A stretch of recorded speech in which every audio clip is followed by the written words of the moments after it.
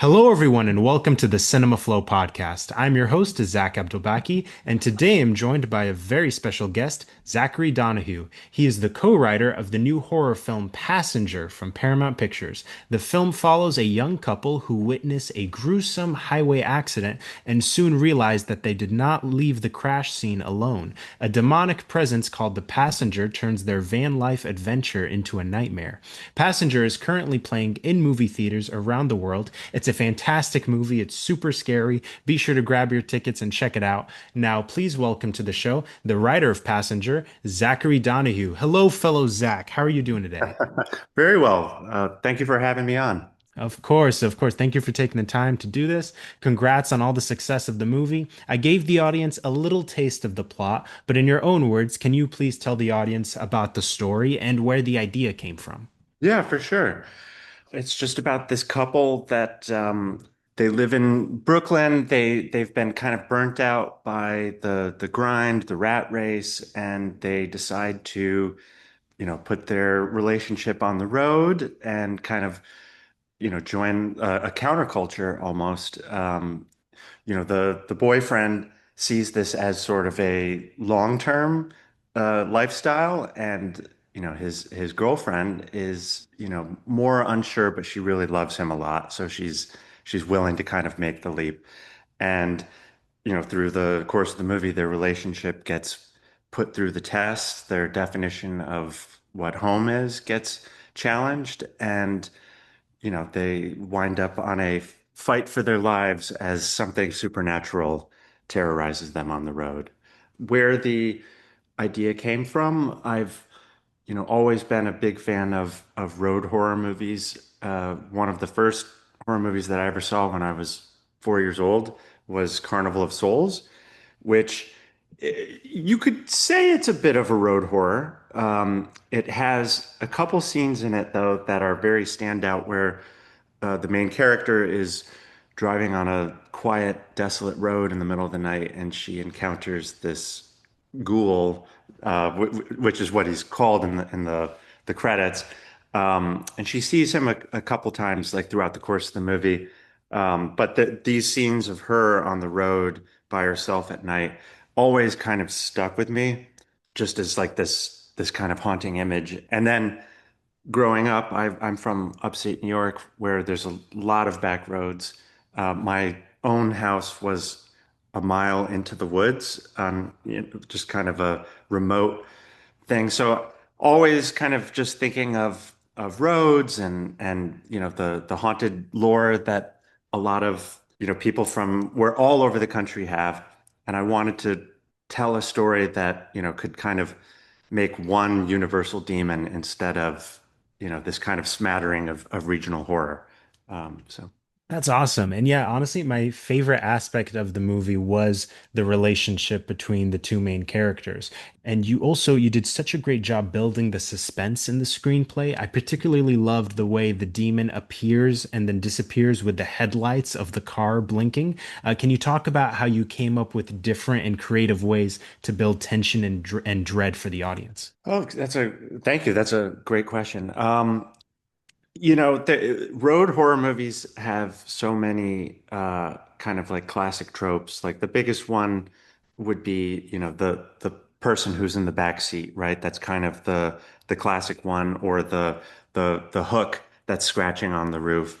So was trying really hard in this when we were kind of coming up with it to try to find situations that were slightly different, but like spins on things that we'd seen before. So there's a scene in the middle where they set up a projector and they have kind of a night watching a movie. That was like taking the classic idea of like a drive-in movie theater. Like there's been tons of horror movies that have had scary scenes at drive-in theaters. I think even Andre's movie, Scary Stories to Tell in the Dark, had a really memorable drive-in theater scene. So trying to kind of take those, kind of classic scenes and you put them on their head and just kind of add playful, subversions of, supernatural, things that we'd seen before, but like kind of put our own spin on them.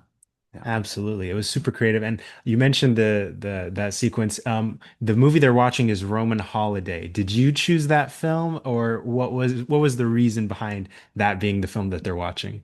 We did choose that film actually, and we kind of lucked out that Paramount was the home studio, and so it was kind of an easy sell for them to go. That they still had to do some double checking, but just because it is a movie in its library, that worked out as a very happy accident.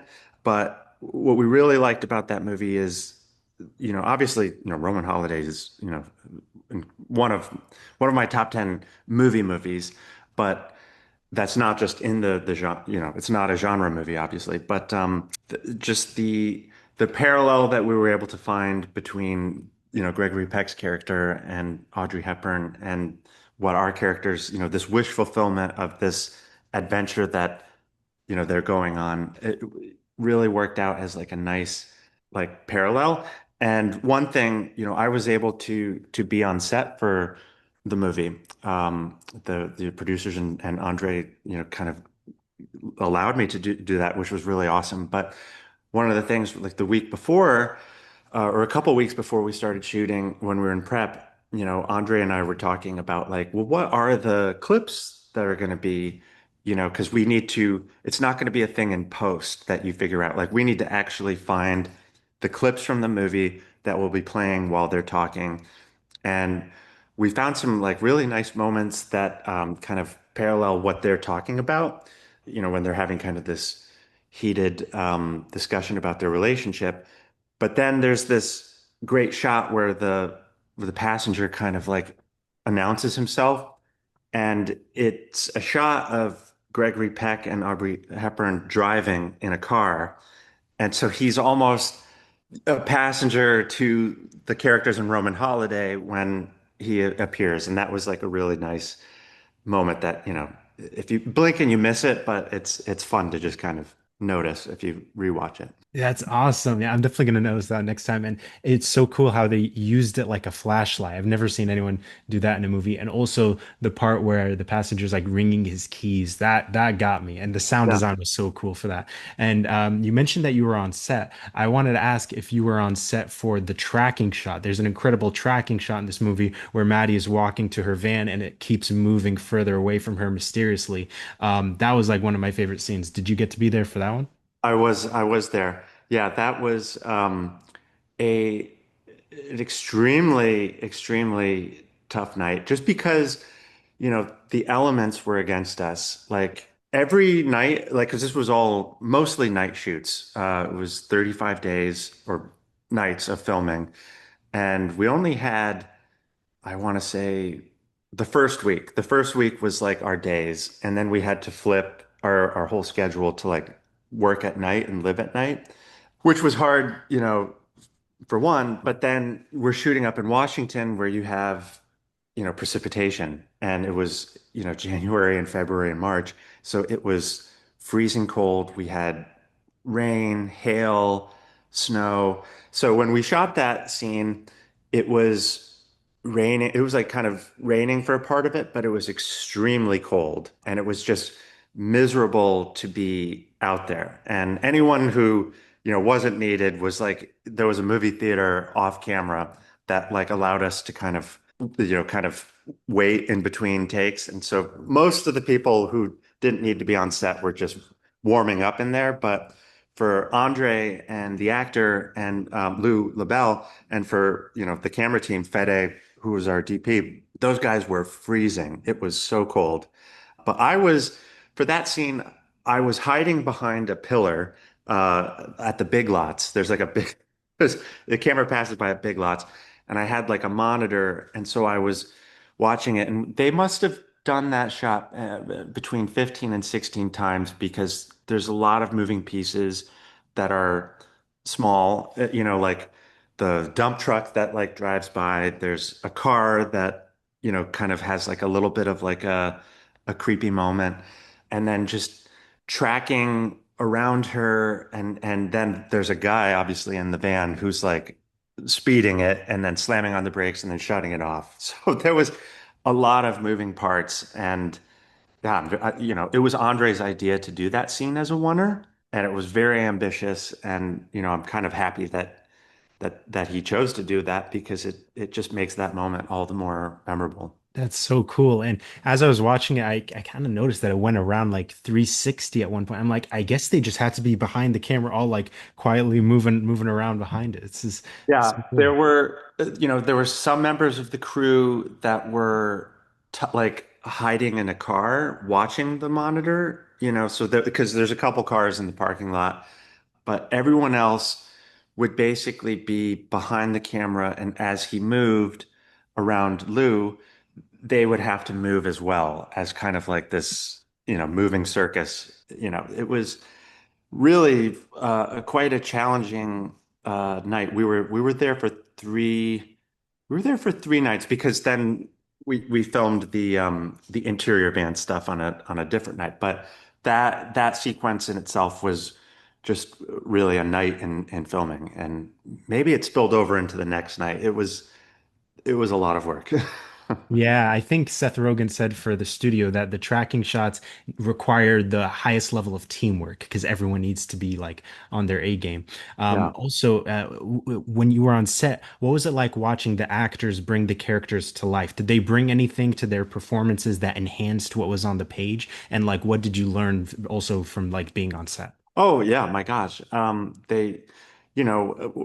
a script is, just lines and on paper, it's not, you have to like kind of read it and put your own spin on it, but just kind of hearing how they just really embodied the characters and brought it to life and really made them, what I think is just kind of very moving characters. It was a joy to kind of to watch. And they both being there to kind of like answer any questions or like workshop any like kind of character moments was also really fun to be a sounding board and not to be like a more like, well, it has to be this. It was always a dialogue with everyone. Even Melissa Leo had a lovely time just kind of collaborating. And one thing I'll say is that there's a detail in the movie where she's like, I work at a seafood restaurant in the desert. Originally, it had been that she was a night security guard at a like an oil rig. And Melissa was like, no, I actually think that my character, she would do something more like earthy with something with her hands. She would be like washing dishes, and it was just kind of a fun, way to hear like how she was kind of embodying this character and really making it her own. So it was a lot of nights like that. That's so cool. Yeah, and she's an Oscar winner, so it's like she always was going to bring like good ideas. Yeah. Bouncing off of that, like how much do you think about the backstory when writing your characters? Do you know the full life history of Tyler and Maddie, or do you kind of leave that up to the actors to fill in the blanks for what's not said in the screenplay? No, for sure. Yeah. I mean, I think it's a little bit of both. For this movie, you're with them for a very like a slice of their life, right? So, it's finding ways to kind of naturally like bring up something about their past, but in real life, we're not always when we're talking to our, significant other on a road trip, we're not always hearkening back to, a lot of childhood moments. We're kind of in the moment, so part of this movie is that you kind of fill in a little bit of like what their relationship is, like in the opening scene, Maddie's pulling out she's packing up all of her stuff, and she pulls out this dorm, like the doormat that says home sweet home. So, and she's looking at it like kind of sadly, or with this bittersweet expression. So, you know, that there just kind of tells you that she has mixed emotions about, whether she should take this trip. And when, Tyler first opens up the van and they're about to get in, her expression isn't one of, you know, beaming with joy and excitement. She's, more a little like leery and unsure. So it, it's not the kind of movie that is going to give you like every beat of their life up until then. It's very more in the moment, and they brought, they kind of filled in some of the gaps with what they wanted, but I think they did a great job. Yeah, it's like everything feels very informed in their performances. Like there's a reason behind what they're doing and Yeah. everything like that. I'm curious, what is your writing process like in general? I understand you're credited with T.W. Burgess. Did you guys work together or is it like trading drafts back and forth? What was the whole process like? Yeah, no. So basically Tom and I, he lives in London. He is a horror author, an indie horror author, also comic graphic illustrator. For the development of it, we did a lot of Zooms together, for hours of just kind of like discussing, the mythology, the characters, the overall story, and kind of cracking that in a Google Doc. And then when it came to writing, it was more of a fluid kind of passing back and forth. Okay, that's cool. And also, when you're writing a script, how much do you think about structure? Do you follow like the Sid Field form, like guidelines and stuff, or is it more just like intuitive? You kind of understand structure at this point in your career? I try to like reread, screenwriting books every once in a while just to, kind of remember the basics. But, there's also a thing where you don't want to, like when you're about to write a new project, there's a danger where if you read a guidebook, it can kind of like you'll be thinking about that at every step of the way. You'll be thinking like, oh, do I have the all is lost in the right place? Do I have enough of a, dark night of the soul, all that kind of stuff. So sometimes it's a little bit of like just follow your gut. And then for the revisions, reread like, a bit of like a screenwriting book and then maybe, kind of whittle and, sharpen the edges based on, what you read. Yeah, no, that's a good point. And also it changes so much from the first draft to the end. I'm curious, how much did this script change from like the very first draft to even the finished film? I mean, like the overall vibe of like, a movie that is it's going from starting point in Brooklyn to, this remote, you know, destination where there's a standoff with a demon. You know, that was always, it never conceptually changed. Like there was never like a big, change up where, oh, maybe Tyler dies midway through. It was always pretty much like the same movie of this couple that's relationship is going to be tested over the course of this movie. But that being said, there were a lot of drafts. There were a lot of, really fine tuning, certain moments. The scare sequences went through like dozens of iterations, and that's probably where a lot of the changes took place. And just kind of like fine tuning, like how do we how do we subvert and how do we, make this more interesting or scary? Yeah. Yeah.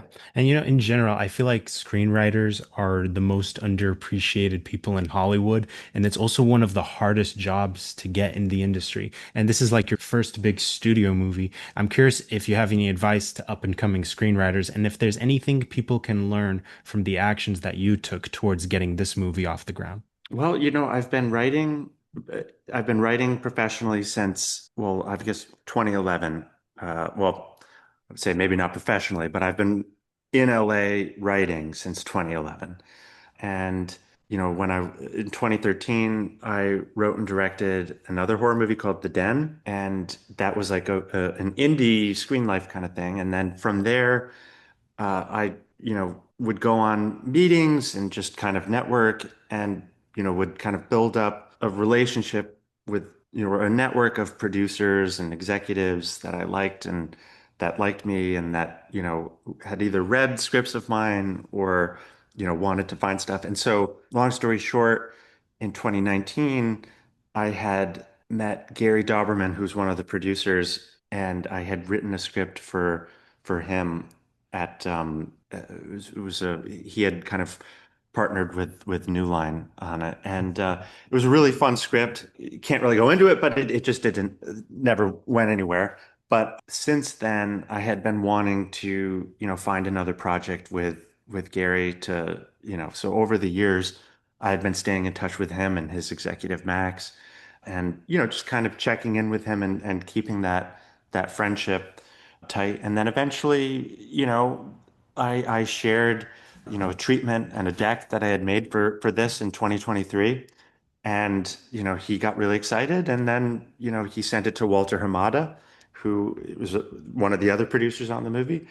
And it just from there, we all just teamed up and kept going. So I guess the short answer I would say is, what a lot of people say is, there's going to be a lot of screenplays that you write that won't go anywhere, but that screenplay might be the ticket that introduces you to someone who you become friends with and that you want to work with, and they want to work with you, and you just kind of keep watering those relationships, and at some point, hopefully, a door, an opportunity will open, and you can make the most of that and try to get something off the ground. It was a long journey to get to this moment, but once it clicked, a lot of things kind of moved quickly. So yeah, it's surreal. No, I think that's really good advice, and also it's very like relevant to people because you're young and succeeding now. Like your experience reflects the industry today, and also you mentioned the Den that you directed, one of the first Screen Life movies. Do you have a desire to direct again, or are you more focused on writing right now? Both. Yeah, Okay, yeah. Well, yeah, I'm really looking forward to getting back in the behind the director's chair.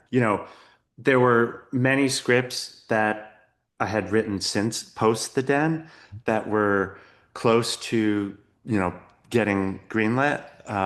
And I was attached to direct them, and for whatever reason, they didn't come to fruition. But I had been writing a lot and, kind of really enjoying that. So I just decided to kind of double down on that, and that's what I've been. Yeah, that's what I've been doing. yeah.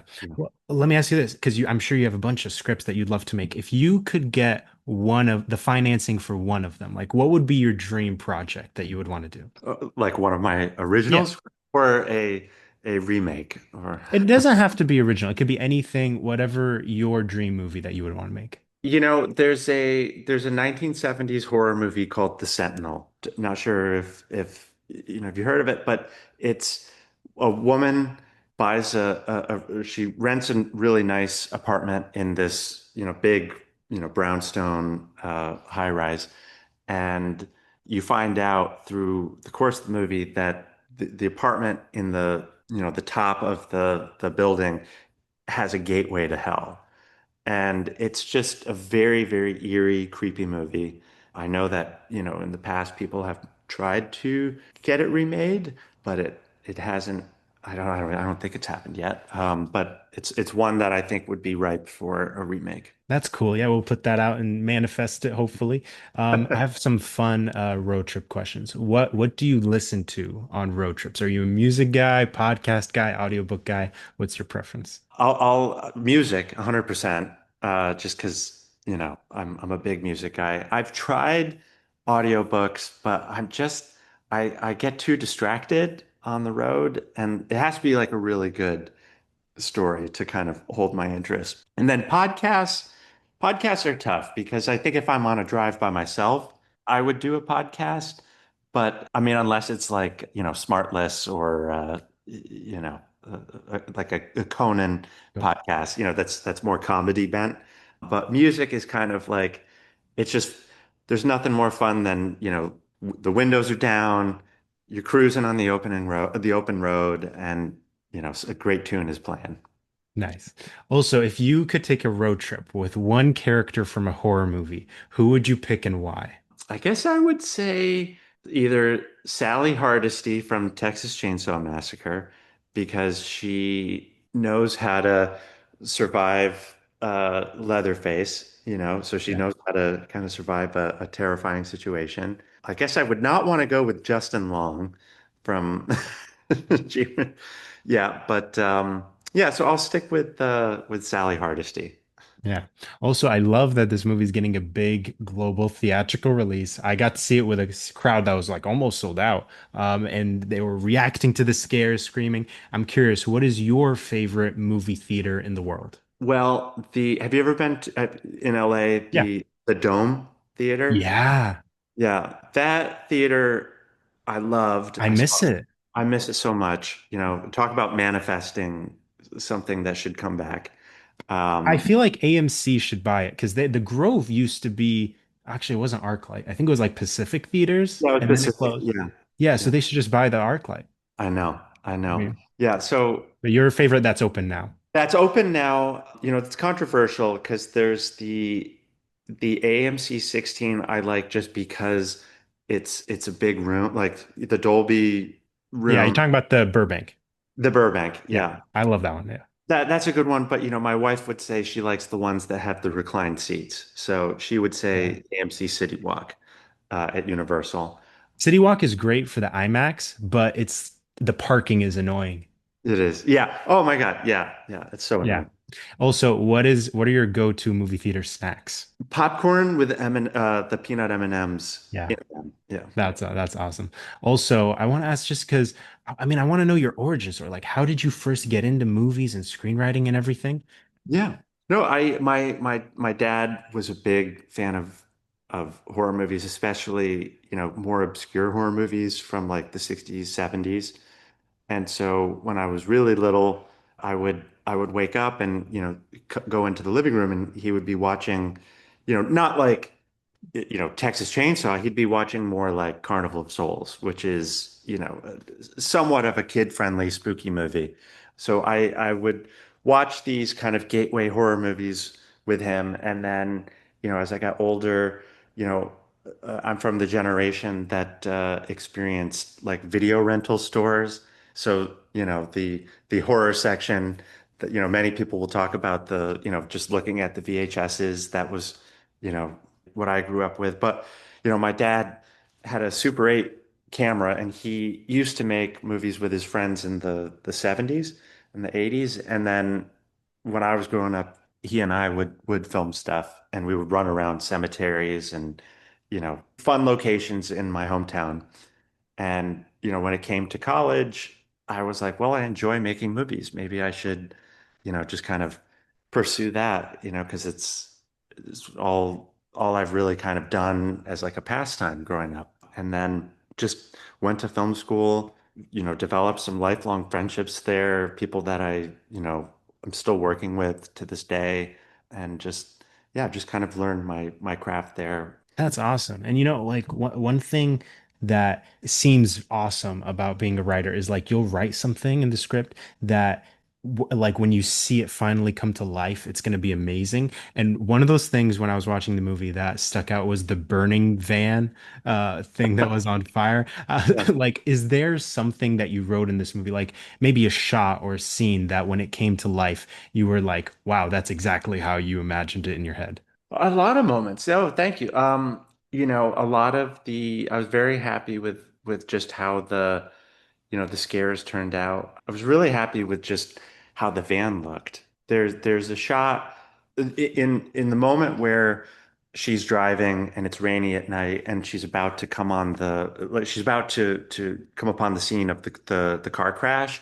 What I really like is just behind her, there's lights on in her van. And I think that in a lot of car movies, usually when a person's driving at night, it's just behind them just falls off into black, right?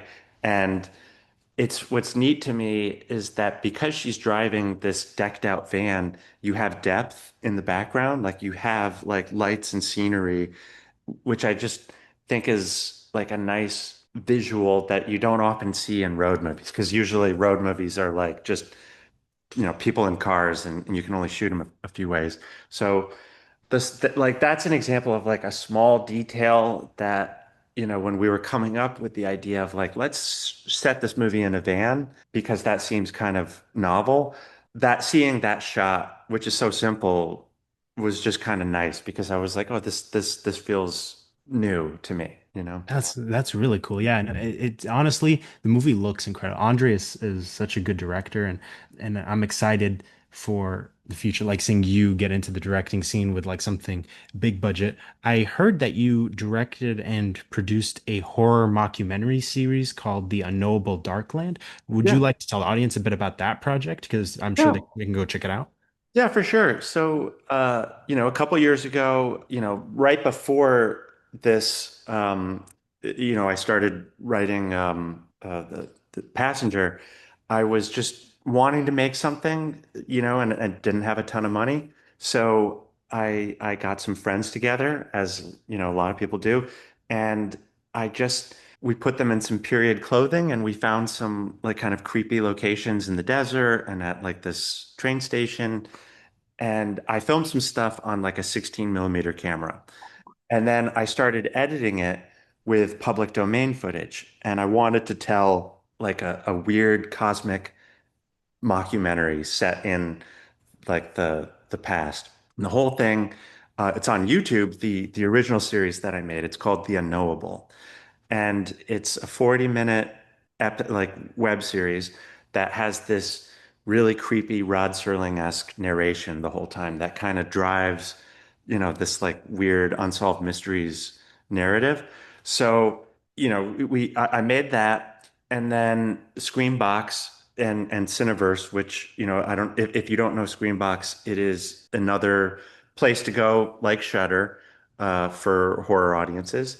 They really responded to the material, and they wanted to make an 8 episode, 22 minutes each, version of the show. So for this one, it's the same motif where 40% of it maybe 50% is stuff that we shot, and the other 50% is public domain footage that like kind of fills in the gaps of things that we might not have had the budget to do, and it's a really wild, surreal, David Lynchian-esque documentary series that I just recommend everyone check out because it's super interesting. And that's all I'll say. It's on Screenbox. It's called The Unknowable Darkland. And, it'll probably go to other streaming services in the near future if you don't have Screenbox, but just keep an eye out for it. That's awesome. And it's always so cool when filmmakers like take matter into their own hands and make something like The Den or The Unknowable Darkland on a low budget because and then one thing leads to another. So that's what's awesome. It's that it's led you to this success. Well, and Yeah. I would mention that, like, this generation of the Curry Barker and Kane Parsons, they didn't wait for someone to just greenlight their movies. They made YouTube shorts. So it's really it's incredible that you just have to. And Mark Duplass is also kind of the one who said this a couple years ago, that the cavalry isn't coming, that you just have to make it. So it's very funny to me that Mark Duplass is also in the backrooms, but Exactly. uh, Yeah, no, that it's amazing advice. And lastly, as we wrap up here, what do you hope people take away from the experience of watching Passenger? I feel like this is the perfect date movie to watch right now. I mean, it's a popcorn, like, get a big soda, bring your friends, bring a date. It's meant to be seen in the theater. It's fun. It's escapist. It's just a spooky time. Yeah. Zachary, I want to thank you again for taking the time to speak with me today. I want to remind the audience that they should all go watch Passenger, which is playing in movie theaters around the world. Before we wrap up the show, can you please let everyone know where they can follow you on social media so they can keep up to date with everything you have going on? Sure. On Instagram at Donahue Zach. Perfect. There will be a link to that in the description. And that does it for today's episode of the Cinema Flow podcast. I'll be back next week with more fun movie chats. But until then, stay safe and I'll see you next time. Bye bye. Bye bye. Thank you for having me.